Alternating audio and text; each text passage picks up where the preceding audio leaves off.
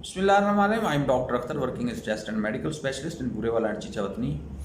Topic of discussion है क्या सांस का मुस्तकिल इलाज हो सकता है। इसके लिए लेकिन काज को ढूंढना बहुत ज़रूरी है कि अगर हमें काज का पता होगा तो उसका एक मुस्तकिल इलाज होगा, अदरवाइज़ वो टाइम पास होगा। इसके लिए डिटेल में पहले बात कर चुका हूँ, तो ये इस सिलसिले की 15वीं वीडियो है। इसमें मैं बात करूँगा कि जो फेफड़े सिकुड़ने की एक बीमारी होती है हमारे लंग्स में, उसको हम IPF कहते हैं, इडियोपैथिक पल्मोनरी फाइब्रोसिस। इसमें इंटरेस्टिंग चीज़ ये है कि ये बहुत सारे लोगों में होती है और ये हिडन चल रही होती है, और बाज़ का अचानक पेशेंट को नमूनिया होता है और उसकी सडन डेथ हो जाती है। और इस तरह का केस अगर टाइमली मैनेज किया जा सके तो उसकी जो लाइफ है उसको किसी हद तक प्रोलॉन्ग किया जा सकता है या कंफर्टेबल किया जा सकता है।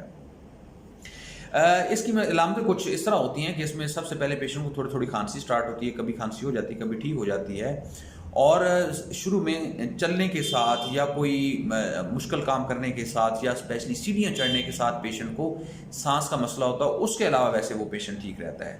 और बाज़ का तो पेशेंट को ये जब ये फेफड़े सिकुड़ना शुरू हो जाते हैं, लेकिन उसके बावजूद वो काफ़ी हद तक कंफर्टेबल रहता है। और इसमें एक बात याद रखें कि आमतौर पर ये 50 के बाद की ये डिज़ीज़ है, और इसकी वजूहात को ढूंढने की बहुत ज़्यादा कोशिश की गई है। उसमें काफ़ी चीज़ें देखी गई हैं कि इन्वायरमेंट के ट्रिगर हो सकते हैं, आपके सराउंडिंग में कुछ अगर एलर्जी के फैक्टर्स हैं वो हो सकते हैं, स्टमक से एक एसिड आता है, गर्ड होता है, एक ख़ास किस्म की बीमारी होती है जिसमें मैदे से तेज़ाब फेफड़ों में आ जाता है, वो इसकी वजह हो सकती है। तो मुख्तलिफ वजूहात पे, लेकिन अभी तक इसमें कोई कंफर्म चीज़ें नहीं हुई कि इसकी क्या वजह है। बहरहाल जब ये डिज़ीज़ होती है तो उससे क्या होता है, ये आहिस्ता आहिस्ता खांसी स्टार्ट होती है, फिर आहिस्ता आहिस्ता पेशेंट को सांस चढ़ना शुरू होता है। ये चंद माह की बीमारी है, हम पहले दिनों या हफ्तों की बात कर रहे थे। अब ये इसकी प्रेजेंटेशन चंद माह में होती है, यानी 5 से 6 महीने या 1 साल 1.5 साल में इसकी अलामतें आहिस्ता आहिस्ता आना शुरू हो जाती हैं।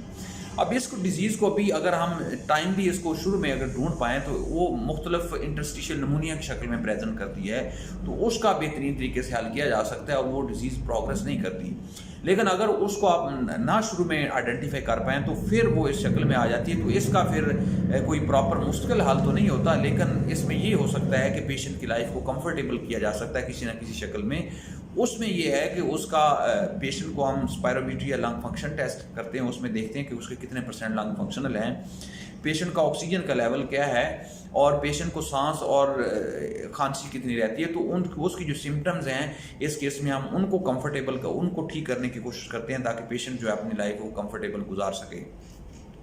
तो इस केस में भी किसी हद तक ये बात ज़रूरी डायग्नोज करना इसलिए ज़रूरी है, कम से कम जो पेशेंट के अटेंडेंट्स हैं या पेशेंट, उनको पता तो हो हमारे साथ क्या चल रहा है।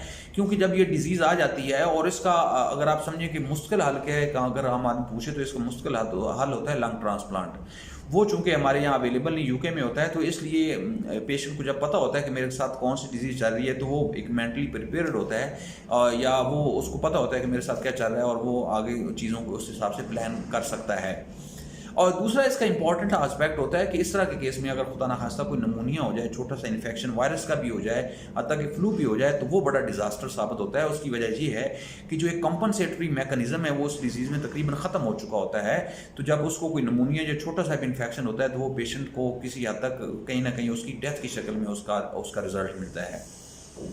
तो अगर हम इस डिस्कशन को अगर ब्रीफली अगर मैं आखिर में इसको बताऊं तो वो ये है कि अगर आपकी एज 50 से अबव है और आपको इस तरह की प्रॉब्लम है, सांस रहता है या खांसी रहती है, तो इसका डायग्नोस्टिक टेस्ट किसी हद तक CT स्कैन होता है चेस्ट का, तो वो लाजमी करवा लेना चाहिए। अगर उसमें ये आपकी डिजीज़ आइडेंटिफाई हो जाए तो आप मेंटली प्रिपेयर रहते हैं और उसमें आप कोशिश करते हैं कि आप इन्फेक्शन से बचें, फ्लू वगैरह से बचें, ताकि आपको किसी किस्म का इस तरह के डिज़ास्टर से वास्ता ना करना पड़े। और दूसरा इसमें इंपॉर्टेंट ये है कि उसमें सिम्टमटोलॉजी के हिसाब से हम ट्रीट करते हैं और इसमें किसी किस्म की लंबी चौड़ी ट्रीटमेंट की जरूरत नहीं थी। और चौथा जो इंपॉर्टेंट फैक्टर है, जो कि एज़मा के पेशेंट में यूजली हमारे पेरिफेरी में प्रैक्टिस होती है कि स्टीरॉयड के इंजेक्शन वगैरह लगाए जाते हैं, कम से कम आप उससे बच सकते हैं और वो नहीं लगाना चाहिए, ताकि उससे कम से कम आपका असाबी निज़ाम कमज़ोर ना हो और उससे आपको ये जो इन्फेक्शन ऊपर से हैं वो अटैक ना करें और आपकी डिजीज़ फर्दर कॉम्प्लिकेट ना हो और आप जो है ना वो उस डिज़ास्टर की तरफ ना जाएँ।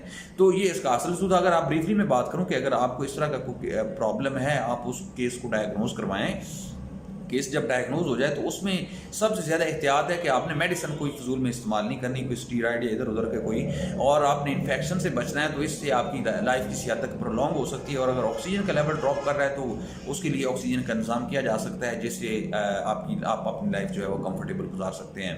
नीचे कमेंट्स में बताना है कि क्या आपने कभी इस तरह का कोई केस देखा है, और इसके अलावा और कोई क्वेश्चन है तो मोस्ट वेलकम आप नीचे लिखें, मैं कोशिश करूँगा आपको रिप्लाई करूँ। अल्लाह ताला आपको और आपके घर वालों का नासिर। अल्लाह हाफ़िज़।